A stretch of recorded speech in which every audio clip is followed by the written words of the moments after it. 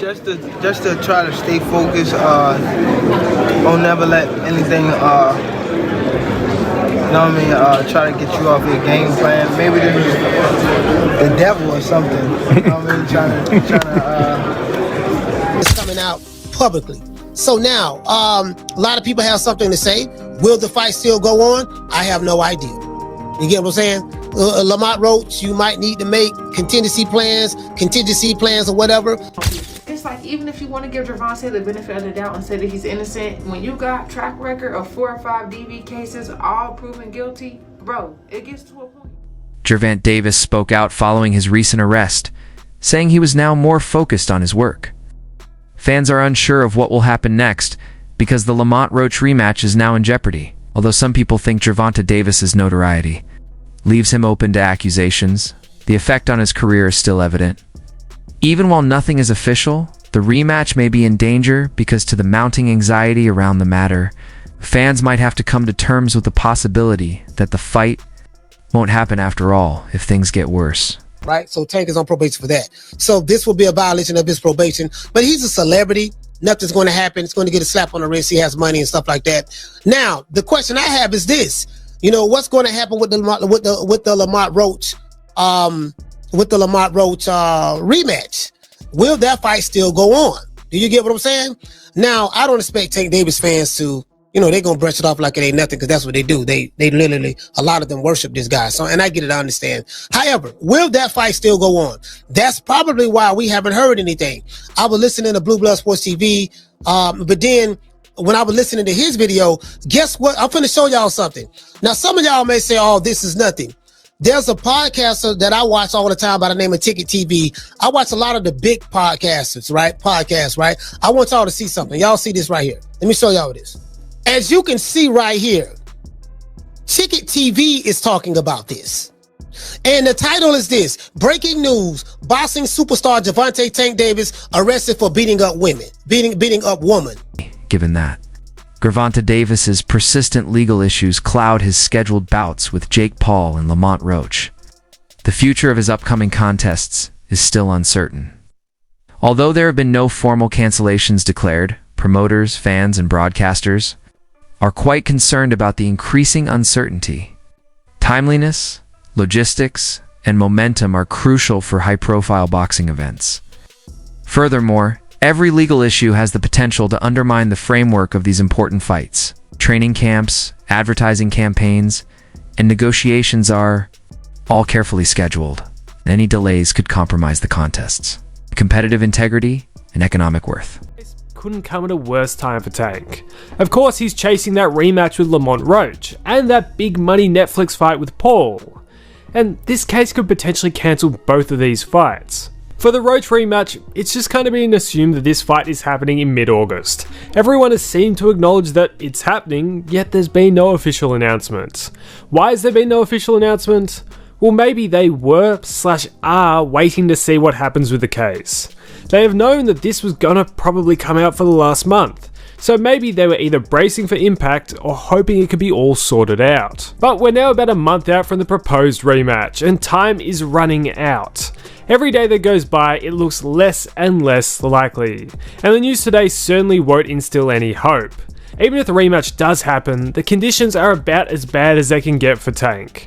In what might be the highest pressure fight of his career, he won't have a complete camp and would have legal proceedings hanging over his head. Combine this with the fact that he seemed a bit rattled and emotional after the draw, it's either a combination for a great performance or a combination for an absolute train crash. The likelihood of seeing Davis in the ring on time appears to be decreasing with every day that goes by. The Lamont Roach rematch is especially important because of their unresolved history, and the Jake Paul bout offers a profitable chance that might attract a lot of interest from boxing and non-boxing fans. As events unfold, organizers need to be ready for anything from a last-minute cancellation to a reschedule. For Davis, the ramifications go beyond the actual battles. His ranks, rhythm, and preparedness could all suffer with a delay, which would halt the flow of his career. Everyone with a stake in the sport is keeping a careful eye on things in the hopes of finding clarification before the opportunities pass them by. absolute train crash. And Tank especially needed this rematch to be able to get that Jake Paul fight. The Jake fight was seemingly signed and sealed, and all he had to do was beat Roach. And after he didn't, it was pushed back until he could, with Jake in the meanwhile opting for Chavez. But Paul versus Tank is a fight that doesn't make too much sense on paper, but when you break down the circumstances around it, it kinda does make more sense. It would be another fight like Mayweather versus Logan. It's the biggest money fight and the biggest eye-drawing fight Tank can currently get. And for him, even with the size difference, he would probably see it as a pretty easy night's work. And with all this, before the news broke today, there was a rumour in about the last week going around that they might be potentially skipping the Roach rematch and going straight to Paul. I wouldn't be surprised if that's still somewhat in the plans. The online exchange between Gervonta Davis and Lamont Roach fueled suspicion prior to the conflict. Tension and uncertainty over a rematch were evident in the social media back and forth. Roach seemed self-assured and made audacious statements. Davis's answers were evasive, which made some fans believe he had no desire to fight alongside Roach again. Some have viewed this digital conversation as an indication that Davis might be hesitant or preoccupied, while others contend it is a reflection of persistent personal turmoil. In any case, public discussions like this frequently affect how observers and supporters understand the motivations of fighters. Hey yo, Gervonta Davis cancels the rematch with Lamont Roach. Lamont Roach posted, laugh out loud, buddy know damn well I don't mess around like that. He gassing y'all up to justify why he ain't do his part of the deal yet. He really might pull out of this fight. Stay tuned. Gervonta Davis responded with, you a B, I can meet you at your school, son, if you want. That got nothing to do with boxing. We talking about the fight that's supposed to be happening, the rematch, you feel me? And he want to respond about meeting you up outside, meeting you up at your son's school. That's a little confusing, my people, so it makes me feel like this might be true. Like, if it wasn't true, Gervonta Davis would have said, yo, what are you talking about? The fight's still on. You getting knocked out. Now start trying to talk street. You feel me, my people? Let me know how you feel about this. Do you think this is true? Do you feel like Lamont Roach is just letting the cat out the bag? Like, yo, my people, Gervonta Davis might pull out of the fight. He's gassing y'all up and trying to start outside beef, but this is the truth.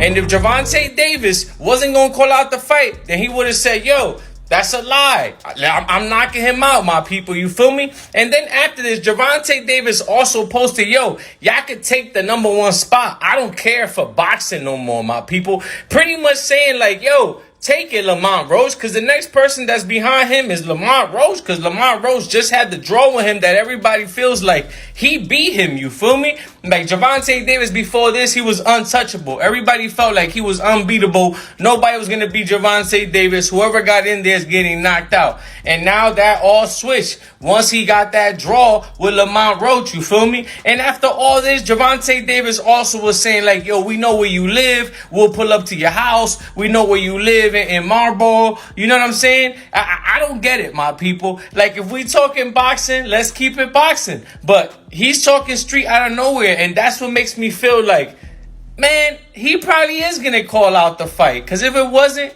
he would have said he's not. Gervonta Davis is currently navigating one of the most intense and pivotal phases of his career. As a world-class boxer, the demands of staying in peak physical condition are relentless, but the emotional toll is just as significant. Beyond training and competing, Davis faces constant public scrutiny and the pressure of personal obligations, making it crucial for him to find balance. Many fans and boxing experts agree that while his talent is undeniable, his long-term success hinges on how well he handles these offering challenges. Emotional resilience has become just as important as physical preparation, especially given Davis's high profile and influence in the sport. Supporters hope he recognizes the need to manage stress in healthy ways, whether through counseling, mentorship, or reevaluating the people he surrounds himself with. By taking control of his mental and emotional well-being, Davis has the opportunity to stabilize his career and maximize his potential. The stakes are high, but so is the support behind him. His raw ability can only carry him so far. It's how he channels his energy, focus, and discipline that will ultimately determine whether he continues to rise or risks a stall in his promising journey. Many are hopeful he'll make the right moves.